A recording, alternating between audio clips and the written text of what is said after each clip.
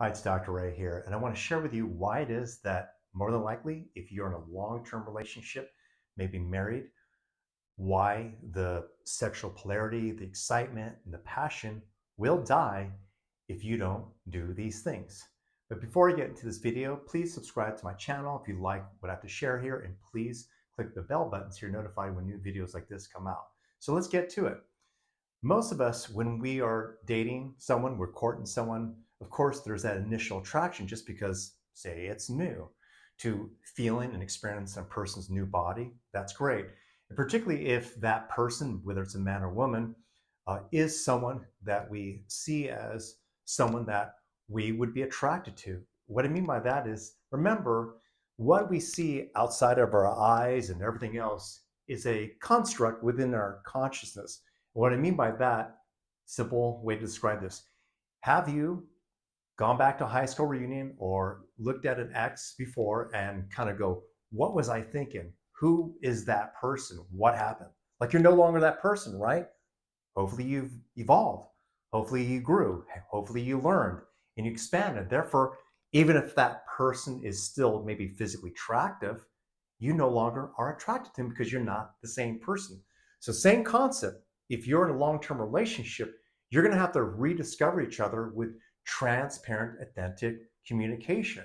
Because once you get past the sex, once you get past the honeymoon phase, then you're going to have to get into your emotions. And you can't block unhealed trauma. You can't block your negative beliefs. You can't block when you're no longer attracted to your partner. So you're going to have to talk to them. Otherwise, you're just going to be that person who's a serial dater and just goes from one relationship to another relationship without doing your inner work. So these are some of the things that you could do to help yourself create a sustainable relationship, particularly if you're in a marriage and you want to last 15, 20, 30 years for the rest of your life. Number one is, especially when you have children, is when you are with your partner and you have a child, now there's three people. Your body, your biology, who you're becoming, your sleep patterns, to the extra stress you have, to have another person to attend to, changes who you are. And so a lot of times parents think that it's just what comes with becoming a parent. True, the task could be challenging, but it's also okay to recognize we're not feeling good right now. We need sleep. We need a break. We need some self-care. We need to reflect. And what happens is that, particularly with newborn children, infants, that parents forget each other and themselves, and they just think, well, it's a new child. Now, whether or not because they're afraid of the well-being of the child or circumstances, again, it's all about this. Remembering that you're still in a relationship and you need to talk. You need to be open about how you're feeling so you can grow, so that energy is not stuck in your body, because otherwise you'll feel it in your body and you're not going to be attracted to your partner, and therefore you're going to feel like roommates, okay? So it's very important to remember that you always want to be able to talk what's real for you in your body. And it's not an accusatory way of saying that I feel this way because of you. It's more of an I statement, such as, I just been feeling blocked lately. I'm tired. Um, I'm just not into it. I don't know who I am as a mother or father, or I feel guilty because sometimes I feel like I am snippy with our children. So whatever that is, that's why you're in that partnership, to be able to express that and to move that out of your body.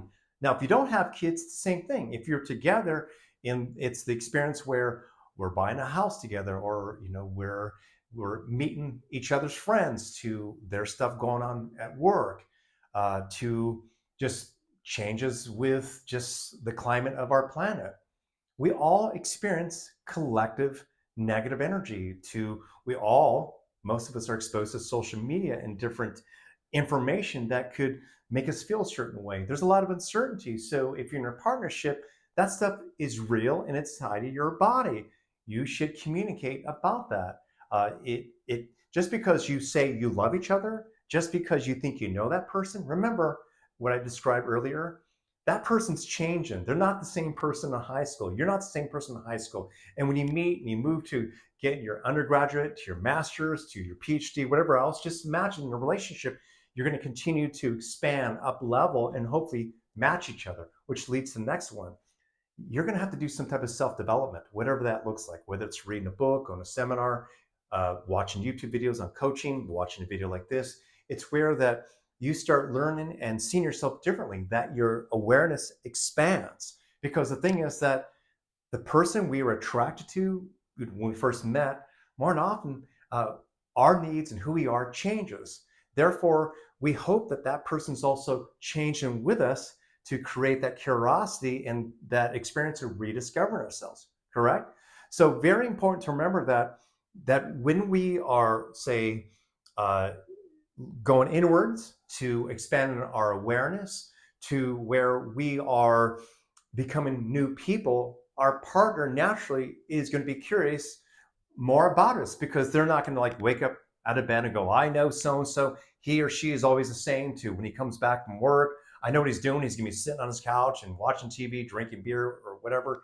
That's not attractive. I mean, if you see that every day, if you hear the same pessimistic conversations every day, if you as that person are not growing and you're always complaining about your mother or your neighbors, and you're not creating a new narrative of that, meaning you're now saying, you know, my mom was traumatized and I recognize I need to take her in small doses, but yeah, I just don't feel like calling her all the time. That would be an up level from, rather than saying, my mom's such a bitch and she was the most horrible mother. You know, like we hope our partner is expanding with things that bother them. And hopefully they heal their unhealed trauma. You see where I'm coming from? So you don't want to be dating someone's old story. You know, I'm sorry for that. That's my old trauma. Sorry for that. That's my issue. Well, by mentioning it, and if that you are aware, say, of your issues, by saying that's not changing or doing anything, and at some point your partner is maybe going to be annoyed or not attracted to, maybe they're still in love with you, but they're not attracted to that behavior. And if that behavior is pervasive, then they're dating your trauma, they're dating your past. You understand? So we need to do some self-development. The next one is this, is that you should be checking in with your goals, your love map, to like, who are we now? What are we becoming? I mean, like no relationship is safe in a sense of where it's always going to be the same way. And also, if it were the same way, you would get bored. It wouldn't be exciting, correct? So there's got to be this communication, authentic relating, where you're talking about like where you see yourself from a year to 5 years. It doesn't have to do with business. It doesn't even have to do with such as this 5-year plan of building your portfolio or something, or getting a house. It could just be where I see myself in my art, or of just my introspection of growing as a person, to just where the person has some purpose in some direction in his or her life. Very, very, very important, because what happens is if we don't have some purpose and we're not sharing that purpose with a partner, we go separate ways. Also, if we're just doing all the tasks, like say with we have kids and we lose ourselves because we're always in kind of more a transactional relationship, then we're not necessarily checking in with ourselves, feeling how our bodies are really feeling, and seeing really maybe how our partner, our husband or wife is feeling.